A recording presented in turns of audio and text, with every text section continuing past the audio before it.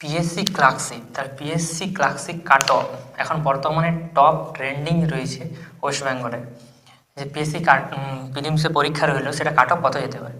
তো প্রথমেই এটা বলি যে বোর্ডটা রয়েছে আর এই পরীক্ষাগুলো যেগুলো কন্ডাক্ট করানো হয়, এগুলো সম্বন্ধে খুব একটা আমার ধারণা নেই। সেই জন্য আমি আমার মতামতটা সবার শেষে বলছি। আমার মতামত বলার আগে প্রথমে এই ফিল্ডে যারা দীর্ঘদিন কাজ করে চলেছে, দীর্ঘদিন এই ফিল্ডে যে মাস্টারগুলি রয়েছে বা যে ইউটিউব চ্যানেলগুলো রয়েছে, যারা এই ফিল্ড সম্বন্ধে সচেতন আমার থেকে অনেক বেশি, তাদের যে মতামতগুলি রয়েছে সেগুলি প্রথমে দেখে নিচ্ছি। অনেকেই তাদের প্রেডিকশন এখানে দিয়েছে, নিজে প্রেডিকশন নিজেরা দিয়েছে।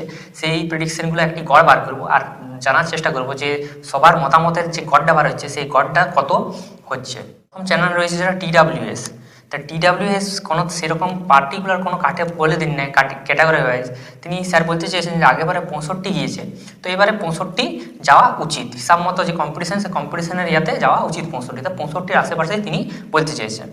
আর কাট অফ ওই রকমভাবে ডিক্লেয়ার করে দিন নেই, মানে বলেননি যে ওবিসি বি বা SC এরকম কিছু তিনি বলেননি।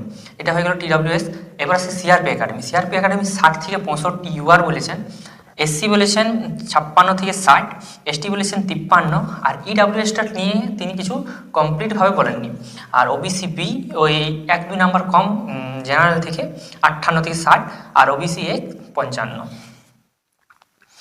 টেক্সট বুক বলেছেন, টেক্সট বুক থেকে বলা হয়েছে, তার টেক্সট বুকে বাংলা যেটা রয়েছে সুপার কোচিং, সেখানে বলেছে 60 থেকে 68, এটি রয়েছে UR-এ। আর এমনি আলাদা কোনোভাবে বলা হয়নি যে ST SC OBC, তিনি বলেছে 60 থেকে 68-র মধ্যেই কাটটা রইবে UR-এ।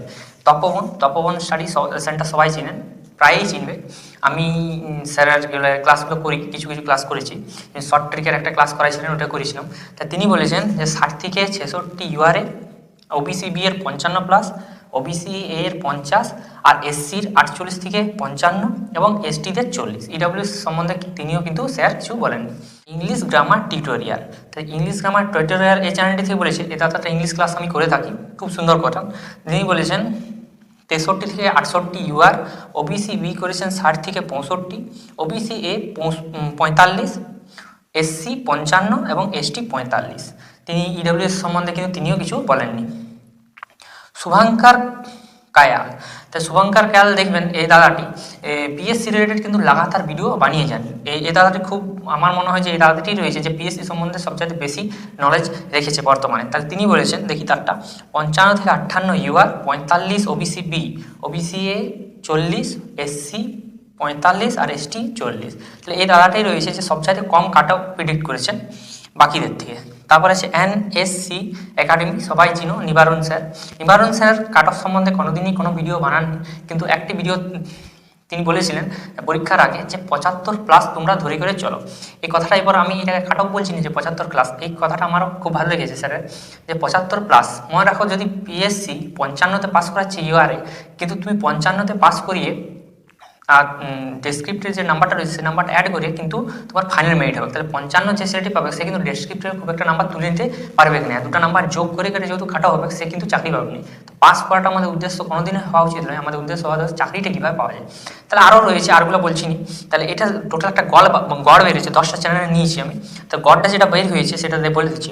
UR-এর 61 হয়েছে, OBC বি 58, OBC A 52, SC-দের 50, ST-দের 39, আর EWS কিছু জনা বলেছে, নামগুলো আমি ডেসক্রিপশনে অ্যাড করে দেবো, আর ভিডিও স্ক্রিনেও আসছে দেখবে। তাহলে 40, EWS 40। তাহলে এই কাট অফটা তারা বলেছেন, আমরা গড় একটা পেয়ে গেছি। তাহলে এই গড়টা আশা করি এই +-2 বলতে পারো, এর আশেপাশে কাট অফ যেতে পারে। অনেকে জিজ্ঞাসা করছিল যে দাদা তোমার এক্সাম কীরকম হয়েছে। এক্সাম মোটামুটি ঠিক হয়েছে, কোশ্চেন লেভেল অনেক সুন্দর ছিল, মানে না কঠিন না টাফ, কিছুগুলো প্রশ্ন আউট অফ কনটেক্সট থেকে পড়েছে। আমি আগে বলেছি যে আমার অল অ্যাটেন্ড পলিসি, আমি কোনো পরীক্ষাতে এমনি হয়নি যে আমি ফুল অ্যাটেন্ড করিনি, আমি সব পরীক্ষায় ফুল অ্যাটেন্ড করি। আমার ওই রকম নয় যে 100টা প্রশ্ন তো আমি একটা ছেড়ে দেবো।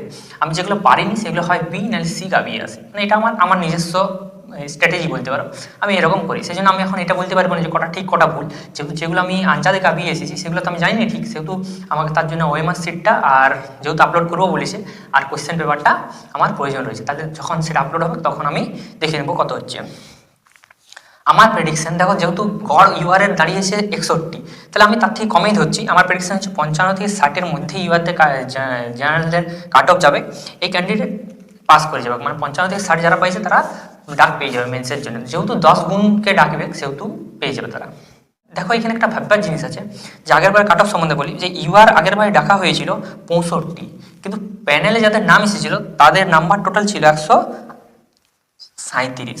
তাহলে 65 থেকে যদি 137 বাদ ডিফারেন্সটা দেখা হয় তাহলে 72।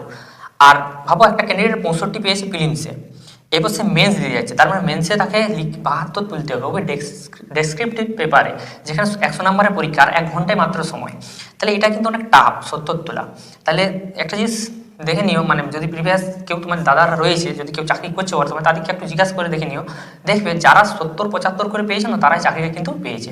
তাহলে কাট অফ যতই যাক না কেন, কাট অফ কমেই ডাকবে, কেন 10 গুণ ছেলেকে ডাকতে হবে পিএসসিকে, তো কাট অফ তো কমেই যাবে, কিন্তু কম যে লিস্ট কাট অফ যেটা রয়েবে সেই কাট অফে যদি তুমি দাঁড়িয়ে থাকো তাহলে চাকরি পাওয়া একটু কঠিন। তাহলে আমার প্রেডিকশন এটাই বলে যে 55 থেকে 60 পর্যন্ত, 55 থেকে 60 নাম্বার ডেকে তো নিবে এই কাট অফের মধ্যে, কিন্তু চাকরি পাওয়ার জন্য এই নাম্বারটা কিন্তু এনাফ হবে না।